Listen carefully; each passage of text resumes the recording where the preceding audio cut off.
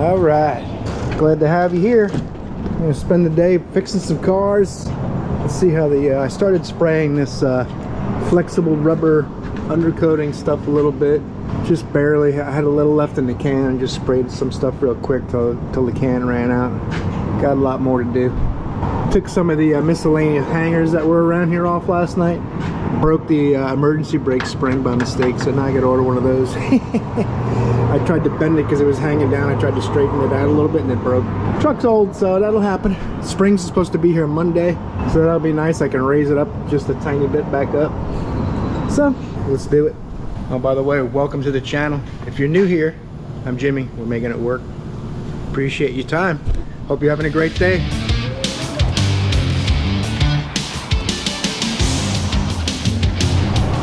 I'm waiting on some parts, so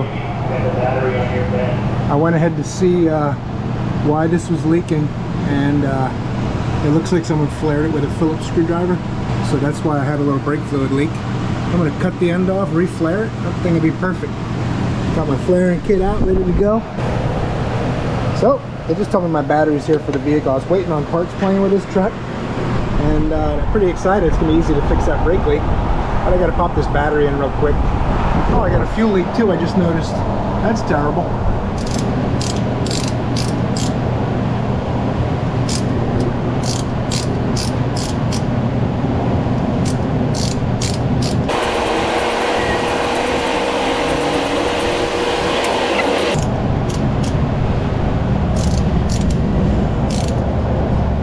There it is.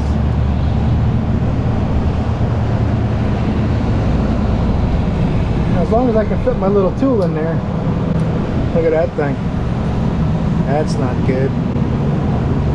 As long as I can fit my flare tool on there. I might have to straighten this a little bit so I can get the nut back enough.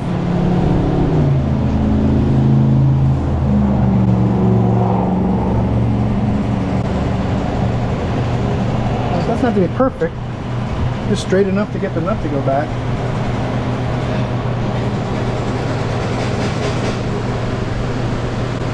I gotta get pliers to squeeze that a little bit. It's got little tiny kinks I'm putting it. I'm gonna clean any edges out of here so that you get a nice straight flare. Try to set this so it's about the height of the shoulder on the adapter. Doesn't have to be exact. Leave a tiny bit extra maybe. Snug these down good.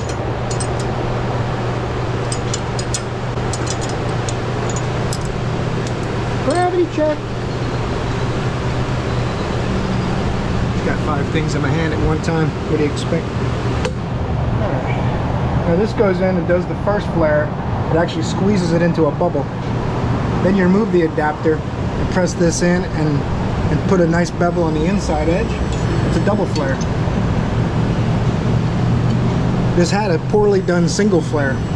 Someone probably didn't have the proper flaring tool, but the flaring kit's only like 40 bucks. It's not really expensive. They have pneumatic ones, you know, hydraulic ones that are really good, but they're expensive. And I don't flare enough lines to buy one. If I did more lines or I lived up north still, then I would buy a more expensive version.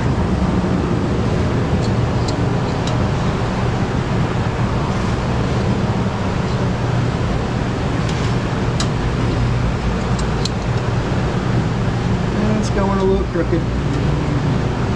Let's see what happens.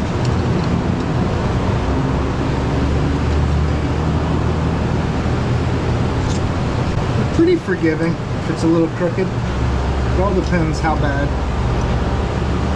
Oh, that's not so bad. That'll be good. Now we run this tool in without putting your elbow in the camera lens.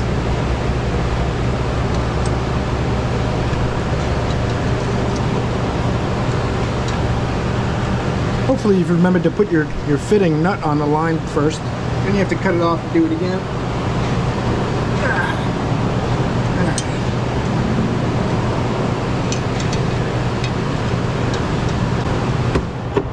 Be good. That should be good. Get that tool off of there and see how it goes. course, now I got to get the nut back up there.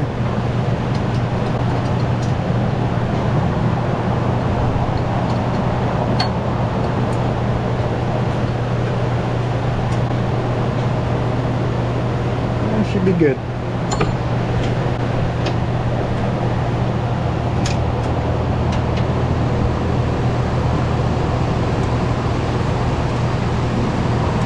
You guys probably can't see that from there, can you? Let me move you around.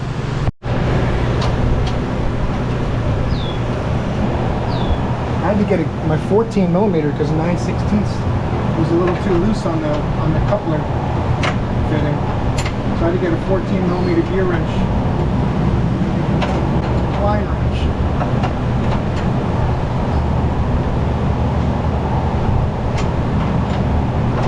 Now you'll feel it kind of crushing your flare into place.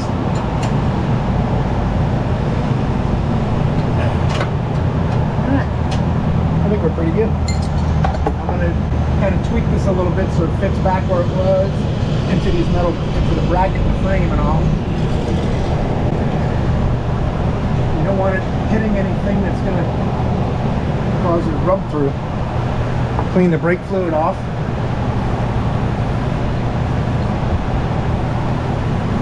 Now, at the end of the day, I'll get someone to help me bleed the brakes. We'll be all set. I don't want it rubbing anywhere. I think it'll be pretty good. Ta-da! I decided I'd make these lines real quick too, since they look pretty ugly.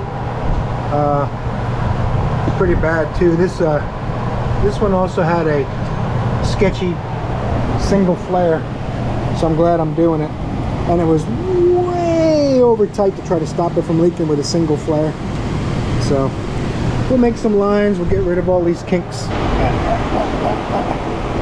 Alright, trying to get something close here, but I got a little kink on my own.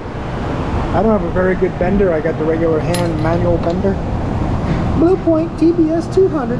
I've had this tool probably 25 years. But gonna have to do. I'm gonna get it close. I might have to tweak it by hand because the one they had was really bent oddly, so I'm gonna have to make some adjustments. They had single flares on this line too. Made a little line for the other side. This one's pretty close. I think it'll work.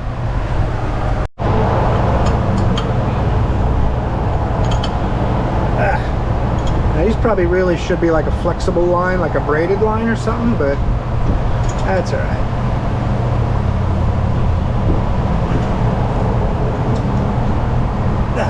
These hard lines basically help hold it. They made a sheet metal bracket for it out of aluminum, it looks like, or tin. I might take that off and clean it up. It depends.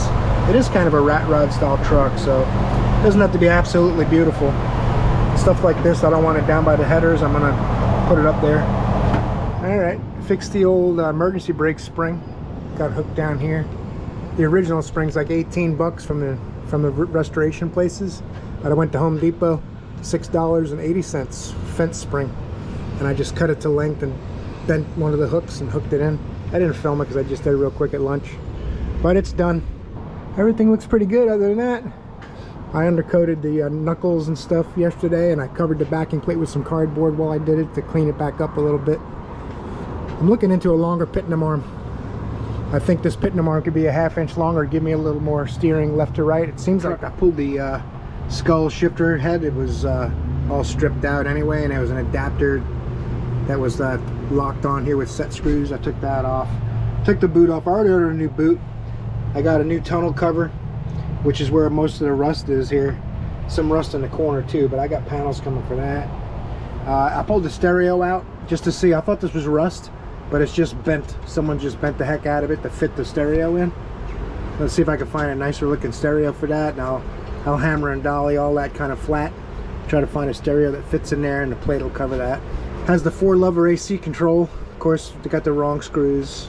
It's got, I just realized today that it's got the wrong glove box in, like out of an S10 or something. They adapted it in there. But I'm not going to replace the glove box because when I put AC in it, It has a different unit, and it comes with a different glove box to clear the AC unit. But I'm going to pull the heater unit out and all that while I work on the dash, the firewall, and the cowl. There's some rust holes in there that let water in the truck. Just some messing with it while I'm waiting on some parts real quick. Nothing too serious yet, or I'd have filmed it for you guys. Pretty difficult. Anyway, we're bringing it to a close. Thanks for being here, guys. I really appreciate you spending some time. Make sure you torque the like button down at the bottom of the screen. Also subscribe if you want to see some more automotive, tool videos, project videos.